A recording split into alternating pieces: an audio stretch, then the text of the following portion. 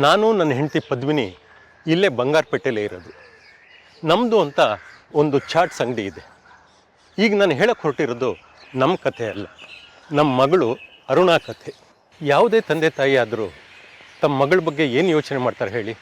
ಒಬ್ಬ ಒಳ್ಳೆ ಗಂಡ, ತನ್ನದೇ ಆದಂಥ ಸಂಪಾದನೆ ಇರೋವಂಥ ಒಂದು ಕೆಲಸ, ಮನೆಯಲ್ಲಿ ಆಡಿಕೊಂಡು ಕುಣ್ಕೊಂಡು ಇರುವಂಥ ಮುದ್ದಾದ ಮಕ್ಕಳು, ವಾರಕ್ಕೋ 15 ದಿವಸಕ್ಕೋ ಒಮ್ಮೆ ಔಟಿಂಗು, ಜೊತೆಯಲ್ಲಿ ಊಟ, ಸಿನಿಮಾ, ಜೊತೆಗೆ ತಾವೇ ಉಳಿತಾಯ ಮಾಡಿ ಉಳಿಸಿರುವಂಥ ಸ್ವಲ್ಪ ಹಣ. ಇದೆಲ್ಲನೂ ನನ್ನ ಮಗಳ ಜೀವನದಲ್ಲಿತ್ತು. ಅವಳದು ಸಹ ಒಂದು ಸುಖಿ ಸಂಸಾರ ಆಗಿತ್ತು.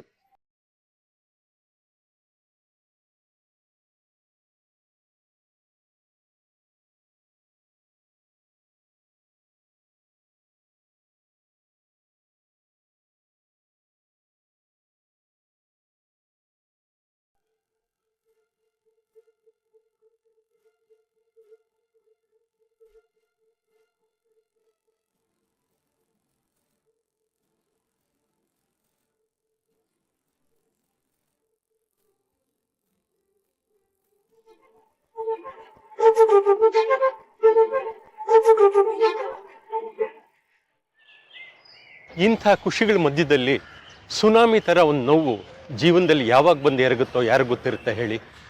ನಮ್ಮ ಅರುಣಾ ಜೀವನದಲ್ಲೂ ಊಹಿಸಕ್ಕಾಗದೇ ಇರೋವಂಥ ಒಂದು ನೋವು ಎರಗಿ ಬಂತು.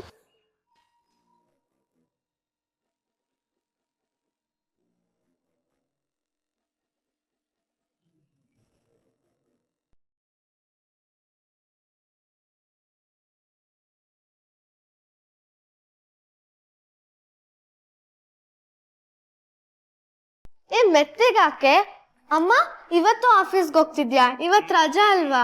ಸಾರಿ ಪುಟ್ಟ, ಒಂದ್ ಅರ್ಧ ದಿನ ಕೆಲ್ಸ ಇದೆ ಅಷ್ಟೇ, ಬೇಗ ಬಂದ್ಬಿಡ್ತೀನಿ. ಸಾಯಂಕಾಲ ನಾವೆಲ್ಲರೂ ಹೊರಗಡೆ ಹೋಗೋಣ.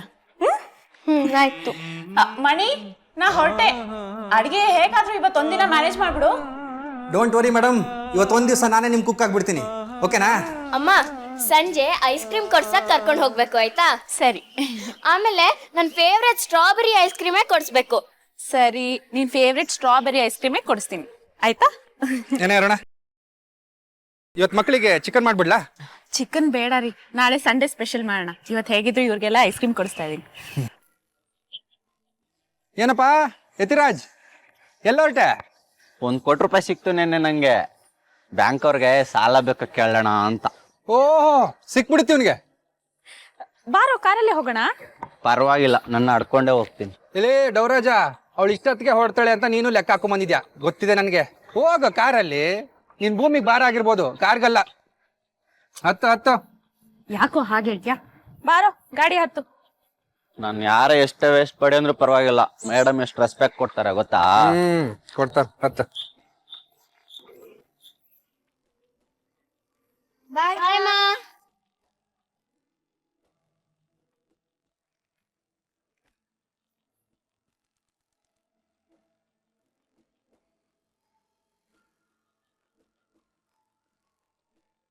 ಸಾಂಬಾರೇನೋ ಆಯ್ತು. ಸುಪ್ರಿ, ಅನ್ನಕ್ಕೆ ಕುಕ್ಕರ್ ಇಟ್ಟಿದ್ದೀನಿ, 3 ವಿಸಿಲ್ ಬಂದ್ಮೇಲೆ ಆಫ್ ಮಾಡ್ಬೇಕು, ಓಕೆನಾ?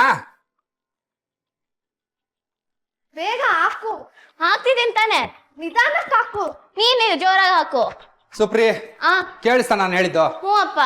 ನಾನು ಅಂಗಡಿಗೆ ಹೋಗಿ ಚಿಪ್ಸ್ ತಗೊಂಡ್ಬರ್ತೀನಿ. ಅಪ್ಪ, ನಂಗೆ ಗೊತ್ತು ನೀವ್ ಎಲ್ಲಿ ಹೋಗ್ತಿದ್ದೀರಾ ಅಂತ, ದಮ್ ಹೊಡಿಯಕ್ಕೆ. ಅದಕ್ಕಲ್ಲ, ನಾನು 2 ನಿಮಿಷದಲ್ಲಿ ಬಂದ್ಬಿಡ್ತೀನಿ, ಜಗಳ ಆಡ್ದಂಗೆ ಆಟ ಆಡ್ಕೊಳ್ಳಿ, ಓಕೆನಾ? ಸರಿಪ್ಪ, ಆಡ.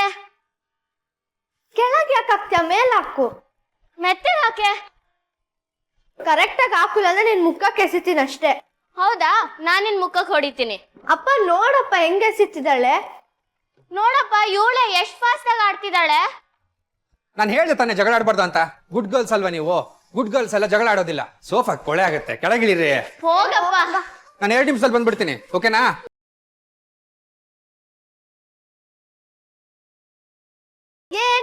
ನೀನ್ ಔಟು. ಯಾಕೆ ಎಲ್ಲೆಲ್ಲೋ ಎಸಿತೀಯಾ? ಡೈ ಹೊಡಿ. ಹೌದಾ? ಇವಾಗ ನೀ ಡೈ ಹೊಡಿ. ನಾನ್ ಚಿಕ್ಕವಳು, ಅದಕ್ಕೆ ನಿಧಾನಕ್ಕೆ ಎಸಿಬೇಕು. ಈಗ ಕ್ಯಾಚ್ ಹಿಡಿ ನೋಡೋಣ. ಹೌದಾ? ನನ್ಗೆ ಹೊಡಿತೀಯಾ?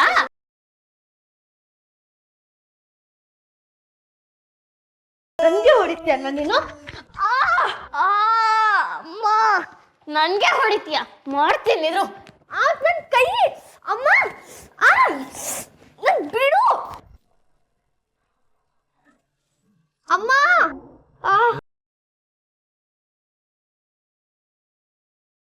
ಎದಳೆ ಏನಾಯ್ತೆ? ಎದಳೆ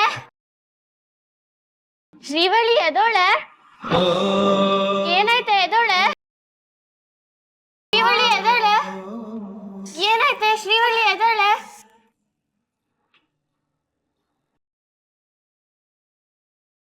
ಎದೋಳೆ. ಸಾರಿ ಕಣೆ, ಪ್ಲೀಸ್ ಎದೋಳೆ.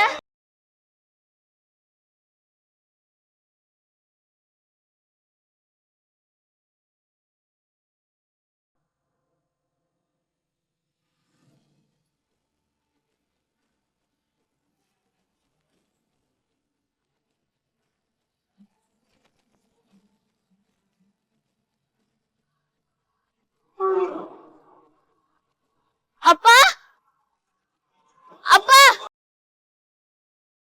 ಅಪ್ಪ.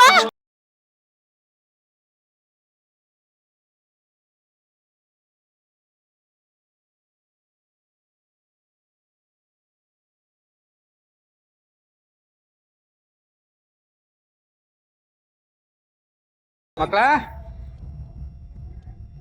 ಮನೆ ಯಾಕೆ ಸೈಲೆಂಟ್ ಆಗಿದೆ? ಸುಪ್ರಿ, ಒಲ್ಲಿ, ಹೇ ಒಲ್ಲಿ, ಏನಾಯ್ತಮ್ಮ? ಹೇಳು ಹೇಳು. ಒಲ್ಲಿ, ಅಯ್ಯೋ ರಕ್ತ. ಸುಪ್ರಿ, ಸುಪ್ರಿ ಎಲ್ಲಿದೆ? ಸುಪ್ರಿ, ಎಲ್ಲೋಗಿದ್ರಮ್ಮ? ಅಪ್ಪ, ನಾವ್ ಆಟ ಆಡ್ತಿದ್ವಿ, ಅವಾಗ ಅವಳು ಬಾಲ್ನ ಬೇರೆ ಕಡೆ ಎಸ್ಬಿಡ್ಲು. ನಾನು ಅದೇ ಮಾಡ್ದೆ. ಅವಳನ್ನ ನಾನು ತಳ್ಬಿಡ್ಲು. ನಾನು ಕೋಪದಲ್ಲಿ ಅವಳನ್ನ ತಳ್ಬಿಟ್ಟೆ. ನಿಮ್ಮನ್ನ ಹುಡ್ದೆ, ನೀವ್ ಕಾಣಿಸ್ಲಿಲ್ಲ, ಅದಕ್ಕೆ ಆಂಟಿನ ಕರ್ಕೊಂಡ್ ಬಂದೆ. ಅಯ್ಯೋ, ಎಂತ ಕೆಲಸ ಮಾಡ್ಕೊಂಡ್ಬಿಟ್ರಮ್ಮ. ನೋಡು ಎಷ್ಟು ರಕ್ತ ಹರಿದಿದೆ ನೋಡು. ಒಂದ್ ನಿಮಿಷ.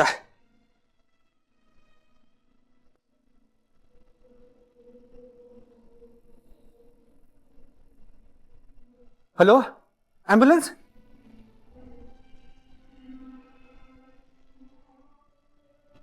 ಸರಿ ಸರಿ ಆಯ್ತು.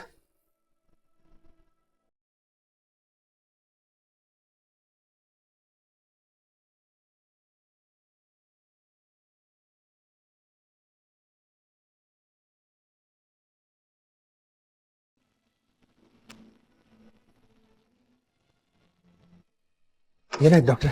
ರಕ್ತ ತುಂಬಾ ಹೋಗಿತ್ತು. ನಮ್ಮ ಕೈಲಾದ ಪ್ರಯತ್ನ ನಾವು ಮಾಡಿದ್ದೀವಿ. ಸಾರಿ, ಉಳಿಸ್ಕೊಳಕ್ ಆಗ್ಲಿಲ್ಲ.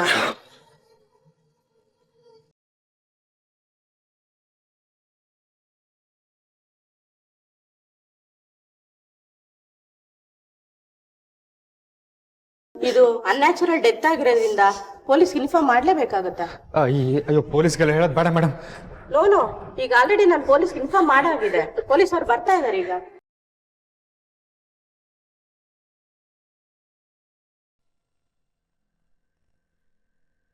ಹೋಗಿ ಬಾಡಿ ನೋಡ್ಕೊ ಬನ್ರಿ.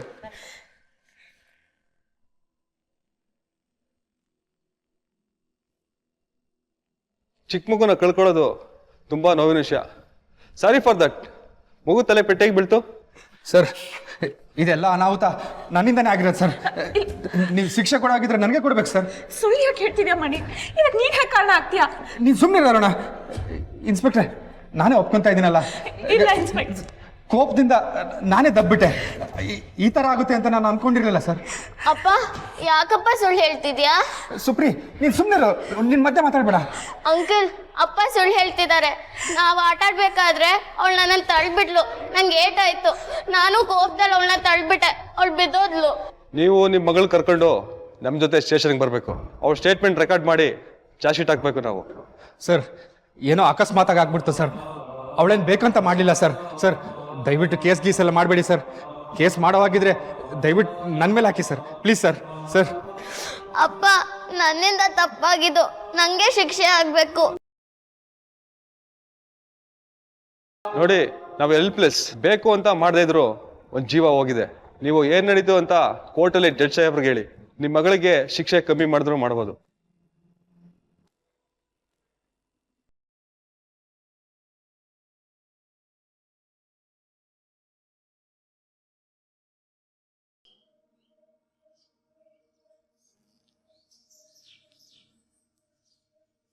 ಪೋಸ್ಟ್ ಮಾರ್ಟಮ್ ರಿಪೋರ್ಟ್ ಬರೋವರೆಗೂ ಸುಪ್ರೀತಾ ಪೊಲೀಸ್ ಕಸ್ಟಡಿಯಲ್ಲೇ ಇದ್ಲು. ರಿಪೋರ್ಟ್ ಬರ್ತಿದ್ದ ಹಾಗೆ ಅವಳನ್ನು ಕೋರ್ಟಲ್ಲಿ ತೊಗೊಂಬಂದು ನಿಲ್ಲಿಸಿದ್ರು. ವಾದ ಪ್ರತಿವಾದಕ್ಕೆ ಅವಕಾಶನೇ ಇರಲಿಲ್ಲ.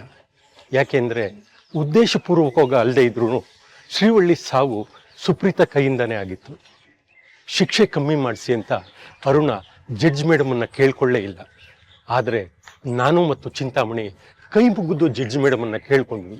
2 ವರ್ಷ ಕಳೆದ್ರೂ ಆ ನೋವನ್ನು ನಮ್ಮಿಂದ ಮರೆಯೋಕ್ಕಾಗೇ ಇರಲಿಲ್ಲ. ನಾನು ಅಂಗಡಿಯನ್ನು ಯಾರಿಗೋ ವಹಿಸ್ಕೊಟ್ಬಿಟ್ಟಿದ್ದೆ. ಆದರೆ ಅರುಣ ನಮ್ಮ ಹಾಗಿರಲಿಲ್ಲ. ಶ್ರೀವಳ್ಳಿ ಸಾವು ಅವಳನ್ನು ಆಗ ಕಾಡ್ತಾ ಇತ್ತು. ಆದರೆ ಸುಪ್ರೀತನ್ ಮಾತ್ರ ಸಂಪೂರ್ಣವಾಗಿ ಮರ್ತೇ ಬಿಟ್ಟಿದ್ಲು. ಏನೂ ಆಗೇ ಇಲ್ಲ ಅನ್ನೋ ಥರ ಅವಳ ಜೀವನ ಮುಂಚಿನ ಥರ ಆಗಿತ್ತು. ಕೆಲಸದಲ್ಲಿ ಬ್ಯುಸಿ ಇರೋಳು, ಎಲ್ಲ ಕಡೆನೂ ಸುತ್ತಾಡೋಳು. ಅವಳು ನಗ್ತಾ ಇರೋದು ನೋಡಿದ್ರೆ ಅದ್ರ ಹಿಂದೆ ನೋವೇ ಇಲ್ವಾ ಅಂತ ಅನ್ನಿಸ್ತಾ ಇತ್ತು ನಮಗೆ.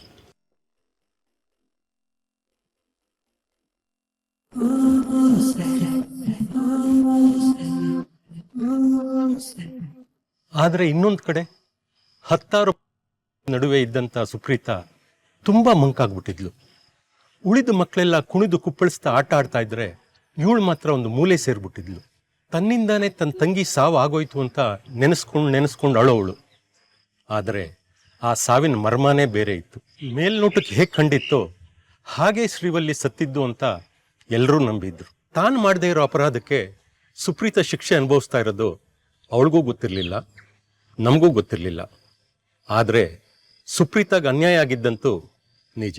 ಆದರೆ ಅವಳ ಹಣೆಯಲ್ಲಿ ದೇವರು ನ್ಯಾಯ ಸಿಗಬೇಕು ಅನ್ನೋದನ್ನು ಕೂಡ ಬರೆದಿದ್ದ. ಅವಳಿಗೆ ನ್ಯಾಯ ಕೊಡಿಸೋ ನ್ಯಾಯದೇವತೆ ರೂಪದಲ್ಲಿ ಶೋಭಾ ಪುಷ್ಕರ್ ಸುಪ್ರೀತಾ ಇದ್ದಂಥ ವಾರ್ಡನ್ ಆಗಿ ಬಂದು